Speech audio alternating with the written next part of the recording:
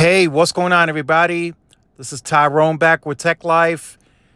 Here I have a great article for you guys straight from Yahoo Finance. I'll leave a link to it in the description so you guys could check it out.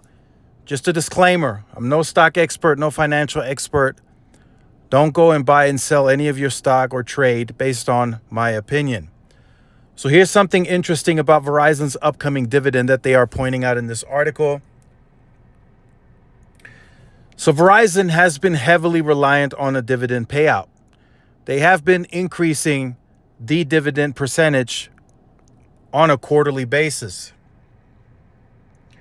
So here's something that's being pointed out in this article, and I will leave a link to it if you guys want to check it out. Dividends are typically paid from the company's earnings. If a company pays more in dividends than it earned in profit, then the dividend could be unsustainable. Verizon paid out 52% of its earnings to investors last year, a normal payout level for most businesses. A useful secondary check can be to evaluate whether Verizon generated enough free cash flow to afford its dividend. Over the last year, it paid out more than 3/4, 88% of its free cash flow generated, which is fairly high and may be starting to limit reinvestment in the business. That's a major problem. If investors are starting to put that info out and it starts to become true, that's going to shift investors. They're going to start leaving Verizon. They're going to start taking their money elsewhere. So it's positive to see that Verizon's dividend is covered by both profit and cash flow, since that is generally a sign that the dividend is sustainable. And a lower payout ratio usually suggests a greater margin of safety before the dividend gets cut. So last year, it paid out more than 3/4, 88% of the free cash flow. So that's a bit of a concern. That's something to really look at moving forward. Have earnings and dividends been growing?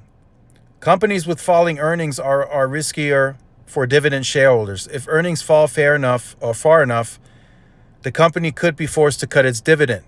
With that in mind, we're discomforted by Verizon's communication 7.5 decline in earnings in the past 5 years. When earnings per share fall, the maximum amount of dividend that can be paid also falls. So that's something to look at, right? Verizon has continuously been losing in the consumer sector. That's their bread and butter. No matter them growing on business, growing fixed wireless access, consumer is the bread and butter.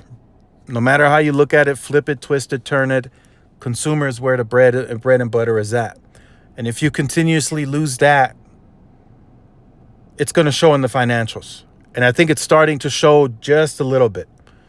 In 2024, 2025, if they continue heading down that same road, it will start showing more and more in the finances to where we could see a potential cut in dividend. And I think as soon as they cut the dividend to that stock, that's going to be devastating. I think it's going to drop tremendously if they announce a cut in its dividend or if they can no longer raise the dividend. I think that's alarming too. So this is just something to look out to, right? It's something to look out for in the future. Of course, we'll update as this goes on. But right now, not a real exciting time for Verizon, right? Internally, they're looking to make changes. They're bringing commission structures back to the individual employees. They're trying to make changes, but so far, it hasn't been reflected in the numbers. We don't see any change. In fact, we're getting articles now from Yahoo Finance. Some analysts are saying Verizon may have to cut dividend. The earnings is not growing. And that's due to them losing customers. And as I've said in previous videos, even though those customers may end up at an MVNO that Verizon has a partnership with, that same customer is no longer paying Verizon the same amount. So they're still taking a cut, right? Previously, that consumer, just for an example, was paying Verizon $120 directly. Now they're only making $35 off of that customer as an example, right? We don't know the deal structure between them and cable, but I guarantee you it's nowhere near the amount that they make if that consumer directly pays Verizon. So that's something to be alarmed about, to look at. Again, a disclaimer, I'm no stock expert, no financial expert.